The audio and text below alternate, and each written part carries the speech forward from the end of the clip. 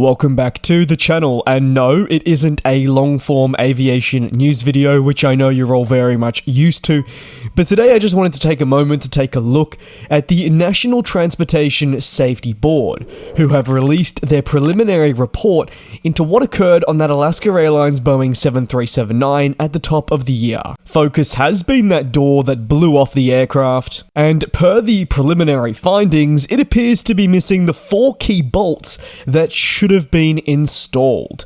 Spirit Aerosystems is the supplier that produces the plug. It is then sent towards the assembly plant, specifically in Renton, where it was installed on this 737-9 that we know experienced the blowout. Interestingly, the NTSB says in its preliminary findings, the panel was removed at the Renton factory and reinstalled pretty quickly after it arrived.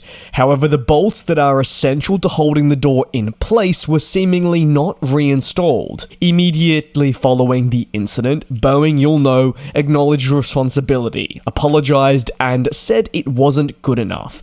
However, customers' frustrations alongside those of the general public have only grown with time, and since the incident, the NTSB has been investigating and attempting to determine whether the bolts were missing or maybe improperly tightened to cause the blowout, or there was something else. It's all well and good for Boeing to be accepting responsibility, and many people would argue that the confirmation from the NTSB was always going to come. It's rather inevitable, but the NTSB still needed to carry out the formal investigation. The preliminary report now indicates again that the likelihood of the bolts not being installed period is very high.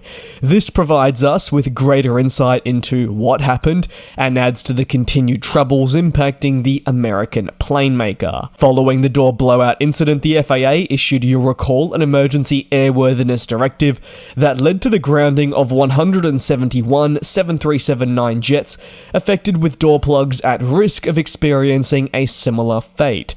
The two largest airlines that were impacted by this being Alaska and United. These 737-9s have primarily been cleared to return to service. Again, this only occurs once airline technicians inspect the planes with the FAA and Boeing's guidance. However, while the plane re-entering the skies is a massive step in the right direction for the plane maker and obviously alleviates a lot of pressure being felt on your airlines, there's much more negativity and focus that looms that they need to move past.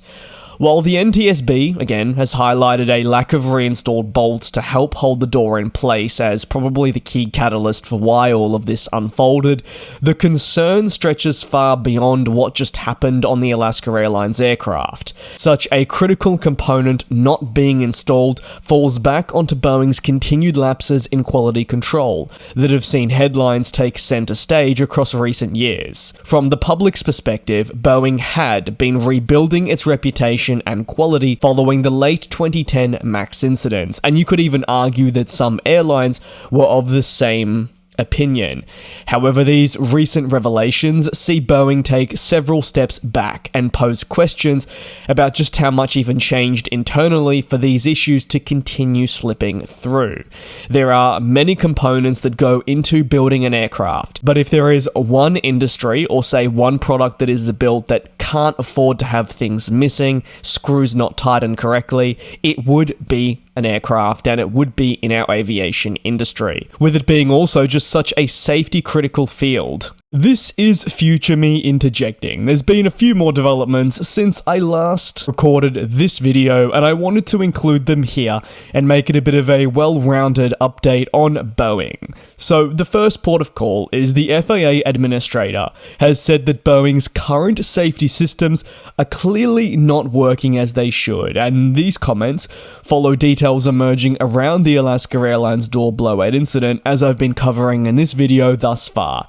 It also comes as the Federal Aviation Administration thoroughly reviews Boeing's manufacturing processes. This investigation was launched in response to the Alaska Airlines 737-9 incident, and also following airline technicians further identification of loose bolts during subsequent inspections, which I think many people would argue really made this situation a lot worse. That is not to say that the door blowout wasn't bad, but for more problems to be identified following this, it was really a worst case scenario and really shed more light on the quality lapses that are ongoing at the plane maker. Ultimately, in some new developments, we've learned that the investigation is expected to take 6 weeks and will focus on several plans where Boeing conducts work, and also a focus on Spirit Aerosystems, who are a key supplier. Even once their audit is completed, now the FAA says they're about halfway through this, they also go on to note that the likelihood they will still have people inspecting the plane maker is high. This is their due diligence to ensure that safety is paramount, and you'd argue that the public would much appreciate a larger oversight being placed into Boeing. The FAA at least feels that they must have additional layers because this isn't one incident. There has been a continued string of quality problems that have surfaced over recent years. This being really the straw that broke the camel's back. I use that saying because it is really the perfect way that Scott Kirby, the United CEO, described the unfolding situation. Meanwhile, the NTSB, who, as I've covered pretty extensively in this video so far, the ones that are again investigating the circumstances of what took place, have really openly said that there is a visible quality control problem at Boeing. This isn't something we don't know already, but for the NTSB to pretty outright come out and say this, you know that that is the opinion that they're of. Interestingly, the National Transportation Safety Board says that yes, while they'll be looking into Boeing to better understand how this is all taking place, they're also going to put some focus on the Federal Aviation Administration and their oversight into how on earth Boeing can get a plane such as what we saw experience the blowout delivered with safety critical bolts missing. It presents a new question that puts more of the focus once more into the FAA. You may recall in the latter stages of the 2010s, while Boeing was under significant fire, so was the FAA, with the relationship between the pair being overanalyzed and also criticised as to how maybe the FAA were substantially more relaxed in approving Boeing jets and allowing employees at that plane maker to essentially approve the planes themselves to save time and money. Ultimately, for Boeing, their work to change their culture and image is something that's going to take time. Over the past 4 years, many have argued that they were slowly changing their ways, and even some airlines would have been of the same stance. However, seemingly, once more, and not for the first time, that has all come undone. You can let me know your thoughts down below in the comments on that NTSB preliminary investigation, or should I say report, into what took place on the Alaska Airlines 737 MAX at the top of the new year, with the report indicating that the bolts that were meant to hold down that door were simply not reinstalled per their observations. It's a lot for your support. Stay tuned tomorrow as normal proceedings will resume with your latest long-form aviation news recap. And we'll fly.